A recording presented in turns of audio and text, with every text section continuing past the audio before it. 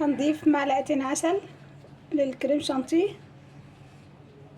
اللي هو السكر اللي فيه بسيط.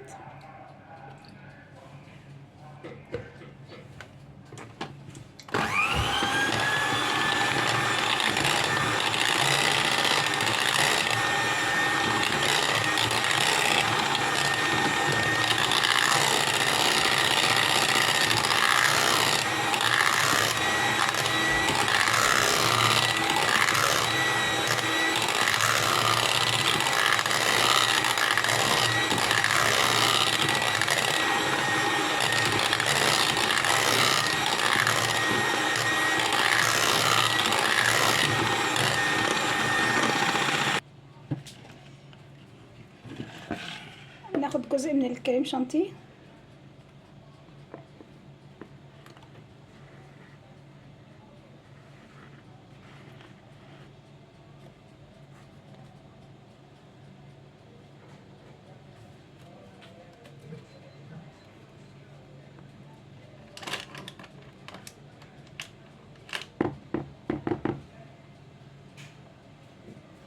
نضربه بقى في الخلاط.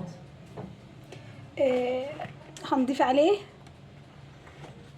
قلنا دي المهلبية اللي احنا كنا عاملينها، طبعا كانت عاملاها بالدقيق مش بالنشا، طعمها خطير.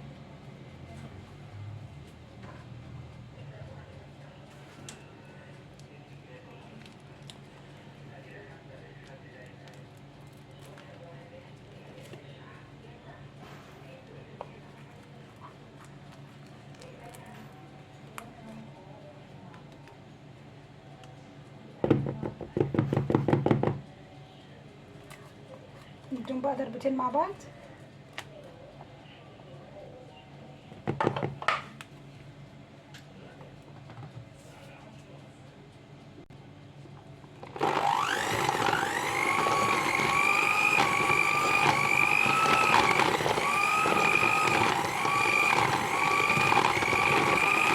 في الفريزر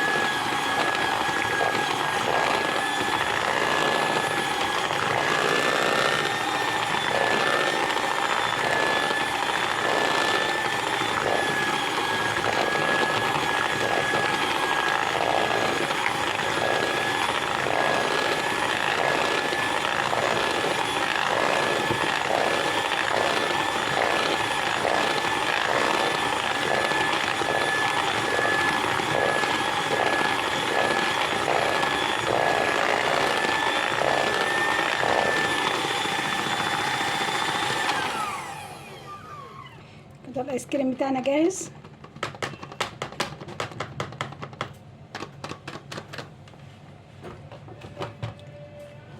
عندنا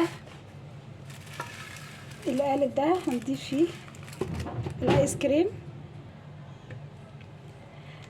عندنا الفواكه المجففة اللي لسه عاملينها مع بعض، ناخد كده جزء منها. طبعا هي ناشفة، بس طبعا لما بتحط على حاجة طرية بتطرى او بتبقى معسلة وجميلة. حبينا بقى في علبة بالشكل ده ونحتفظ بيها في التلاجة، تقعد عندنا سنة كاملة ما فيهاش، ما بيحصلهاش اي حاجة يعني. وانا وريتكم اللي انا عاملاها من السنة اللي فاتت كان متبقي منها كمية. هننزل عليها بقى بالايس كريم. والايس كريم ده كمان كان فيه قطع، كان فيه بسكوت، كانت مزيناه ببسكوت، البسكوت اللي هو البني ده المحشي.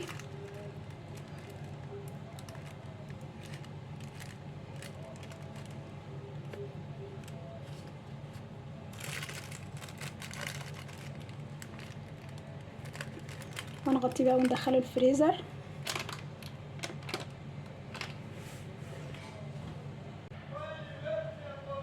اصلا كنت فاكره خلصنا ايس كريم الشوكولاته، نعمل بقى كميه ايس كريم مانجا. عندنا بقى كريم شانتيه هنضيف عليه عصير المانجا.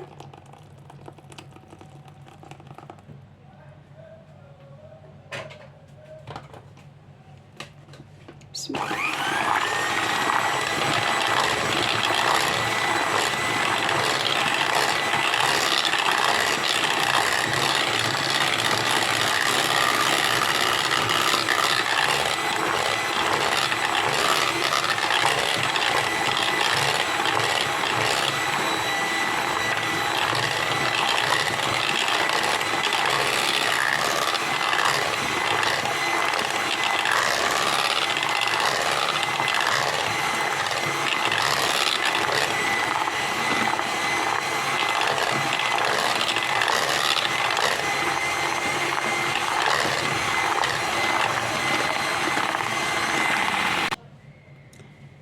الايس كريم معانا بالشكل ده، لونه حلو جدا.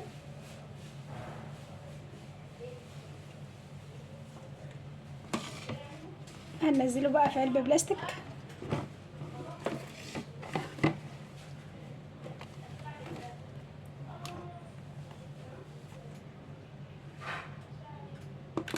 وعندنا قوالب الايس كريم.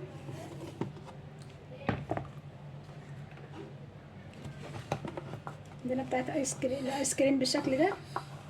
خدنا كم قطعة كده من الشوكولاتة.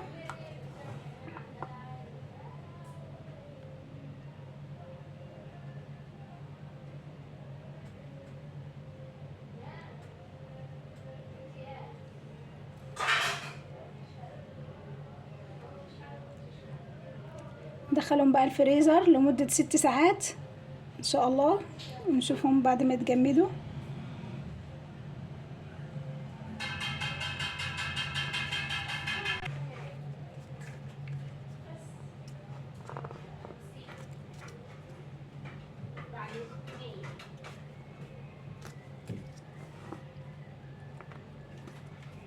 ندخلهم بقى الفريزر ونشوفهم ان شاء الله بعد 6 ساعات.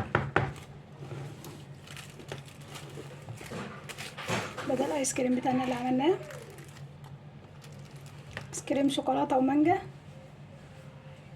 ندخله بقى الفريزر ونشوف ان شاء الله بعد ما يتجمد. شوفوا جمال الايس كريم بالفواكه المجففه، شكله تحفه جدا. الايس كريم معانا بالشكل ده بعد ما اتجمد، ايس كريم مانجا وشوكولاته، والايس كريم اللي معانا في العلبه بالشكل ده.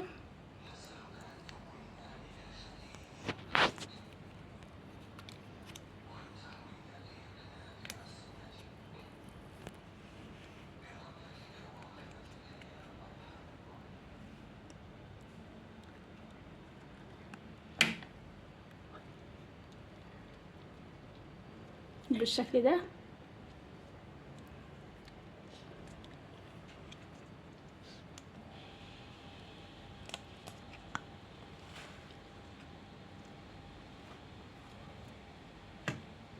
مش هنخرج بقى اللي في البولات لان حاليا مفيش حد ياكل ايس كريم. شوفوا الجمال.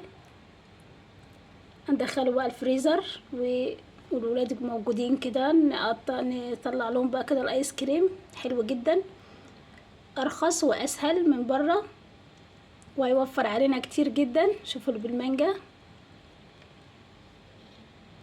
طلعت سليمة، بالشوكولاتة رورو كسرتها وهي بتطلعها.